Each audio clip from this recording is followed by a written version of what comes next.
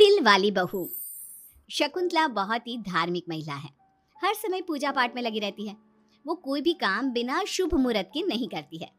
शकुंतला अपने बेटे राज की शादी करवाना चाहती है, इसलिए वो पंडित जी के पास राज की कुंडली लेकर जाती है। प्रणाम पंडित जी, मेरा बेटा राज बहुत संस्कारी है। पूजा पाठ और धर्म कर्म के कार्यों को बहुत निष्ठा से पूर्ण करता है। मैं अपने बेटे की शादी कराना चाहती हूँ, इसलिए उसकी कुंडली ले आई हूँ। शकुंतला पंडित जी को कुंडली देते हुए कहती है और पंडित जी कुंडली को ध्यान से देखकर कहते हैं, बेटे, तेरे बेटे का उज्जवल भविष्य है। इसका गृहस्थ जीवन भी अच्छा रहेगा, परंतु क्या पंडित जी? परंतु एक बात का विशेष ध्यान रखना होगा। तुम्हें अपने बेटे की शादी उसी लड़की से करानी होगी जिसके गाल पर तिल हो।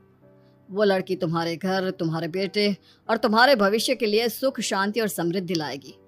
तुम्हारा भाग्य केवल उस लड़की के आने से ही जागेगा। जी पंडित जी, मैं ऐसी ही बहू लाऊंगी जिसके गाल पर तिल हो। धन्यवाद पंडित जी, धन्यवाद। पंडित जी का धन्यवाद करके शकुंतला वहां से चली जाती है।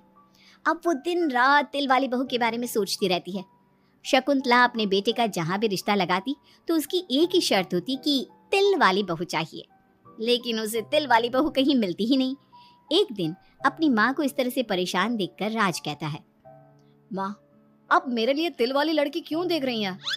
अरे क्योंकि पंडित जी ने बोला है, वो तुम्हारे और इस घर के लिए भाग्यशाली साबित होगी। माँ, मैं एक लड़की से प्यार करता हूँ। आप मेरी शादी उस लड़की से करा दो ना। उसके गाल पर तिल होगा तभी मैं तुम्हारी शादी उससे कराऊंगी, नहीं तो भूल जाओ उस लड़की को। माँ की बात सुनकर राज को लगा कि माँ उसकी शादी कभी होने ही नहीं देगी, इसलिए उसने बिना कुछ सोचे समझे बोल दिया, अब माँ है ना, उसके गाल पर तिल है। सच में माँ, बहुत प्यारा तिल है। तू सच कह रहा है बेटा? अरे तो तूने मुझे पहले क्यों नहीं बताया? जल्दी से मुझे उस लड़की से मिलवा दे। ठीक है माँ, मैं बात करता हूँ उससे। अगले दिन राज रोशनी के पास पहुंचा और उसे सारी बात बताई। रोशनी ने सारी बात जानने के बाद कहा, राज, तुमने माँ से झूठ क्यों बोला? मेरे गाल पर कोई तिल नहीं है। अरे मेरे पास कोई और रास्ता नहीं था रोशनी। उस समय मुझे जो ठीक लगा मैंने किया। अगर मैं ऐसा नहीं बोलता तो माँ मेरी शादी किसी तिल वाली लड़की से करा देती। माँ से इसे झूठ बोलना ठीक नहीं है। माँ को कोई तिल वाली लड़की मिलती ही नहीं तो माँ अपने आप तुम्हारी शादी मुझसे कराने के लिए तैयार हो जाती। अरे तुम्हें पता नहीं, पंडित जी के मुख से निकली बात मेरी माँ के लिए पत्थर की लकीर है। वो आकाश पाताल एक कर देंगी, लेकिन तिल वाली लड़की ढूंढ कर ही रहेंगी। जो भी हो राज, लेकिन माँ को जब कभी सच्चाई का पता चलेगा तो उन्हें बहुत दुख होगा। और मेरे गाल पर तो तिल है ही नहीं। अब मैं माँ से कैसे मिलूंगी? तुम अपने गाल पर काजल से एक तिल बना लो ना, बाकी मैं संभाल लूंगा। अगले दिन रोशनी ने ऐसा ही किया। उसने काजल से गाल पर एक तिल बना लिया। इसके बाद राज ने रोशनी को अपनी माँ से मिलवाया और जब शकुंतला ने रोशनी को ध्यान से देखा तो उसके गाल का तिल देखकर बहुत खुश हो गई और दोनों का रिश्ता पक्का कर दिया।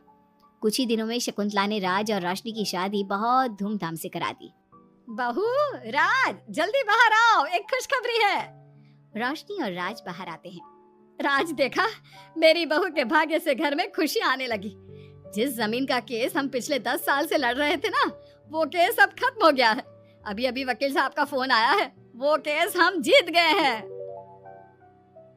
माँ, ये तो बहुत अच्छी खबर है। ये सब आपकी मेहनत का फल है। आपने इस कोर्ट केस के चक्कर में बहुत मेहनत की है। अरे नहीं बेटा, ये तो मेरी तिल वाली बहू के भाग्य से हो रहा है। पंडित जी ने बिल्कुल सही कहा था। शकुंतला रोशनी को बहुत प्यार करती है, लेकिन रोशनी के मन में दुख होता है। वो सोचती है, माँ मेरे झूठ को सच समझ रही है।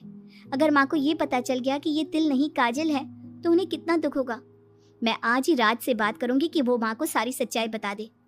शाम को राज घर आता है तो रोशनी राज से कहती है, राज, हमें माँ को सारी सच्चाई बता देनी चाहिए। घर में कुछ भी अच्छा होता है तो माँ को लगता है कि सब मेरे गाल के तिल की वजह से हो रहा है। तुम्हारे गाल की तिल की वजह से कुछ नहीं हो रहा, लेकिन हाँ, तुम्हारी वजह से हो रहा है। तुम इस घर में लक्ष्मी का रूप लेकर आई हो। सब बात ठीक है राज, लेकिन मैं माँ से और झूठ नहीं बोल सकती। मैं कल ही उन्हें सब कुछ सच सच बता दूंगी। नहीं रोशनी, अभी हम कुछ नहीं बता सकते। अभी हमारी शादी को ज्यादा दिन भी नहीं हुए। तुम माँ के दिल में अपने लिए थोड़ी और जगह बना लो, उसके बाद में पक्का मैं ही माँ को सब कुछ बता दूंगा। इस तरह से दिन गुजरने लगते हैं और शकुंतला के घर में खुशियों का आना लगा रहता है। शकुंतला अपनी बहू से बहुत प्यार करने लगी थी। एक दिन शकुंतला रोशनी के कमरे में गई।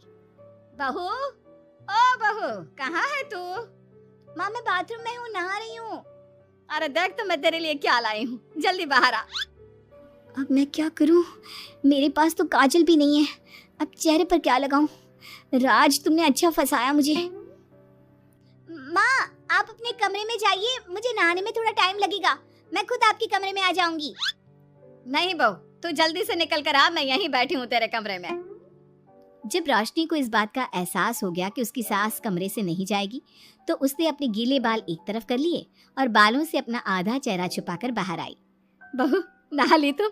देखो, मैं तुम्हारे लिए नई साड़ी और गहने लाई हूँ।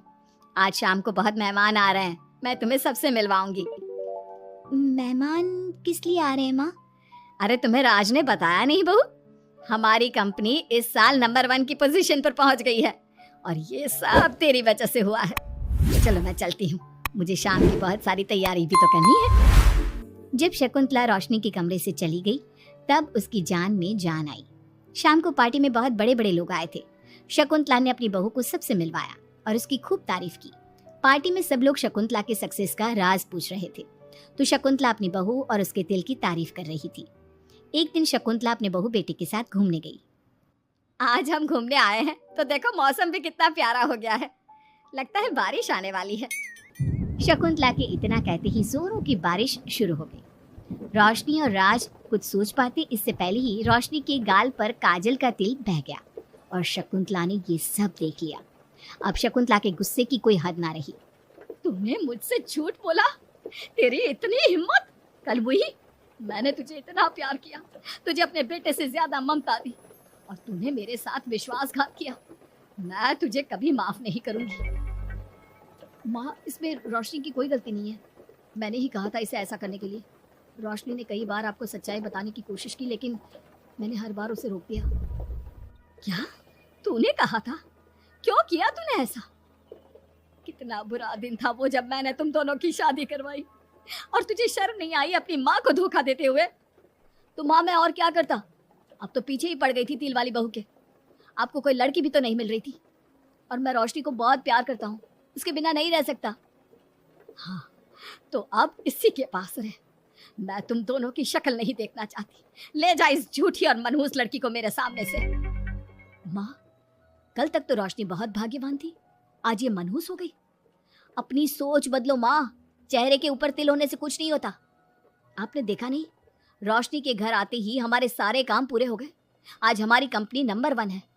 अब कब अंधविश्वास करना छोड़ोगी? बेटे के इतना समझाने पर माँ को समझ में आ जाता है कि वो गलती कर रही है। शकुंतला अपने बहू बेटे को लेकर घर आ जाती है। अगले दिन शकुंतला रोशनी के गाल पर काजल से एक तिल बना देती है। राज और रोशनी शकुंतला को बहुत हैरानी से देखते हैं। तब वो कहती है, ऐसे क्या देख रहे हो तुम दोनों? ये तिल नहीं, काला टीका है, ताकि मेरी बहू को किसी की नजर ना लगे। शकुंतला की बात सुनकर सब हंसने लगते हैं।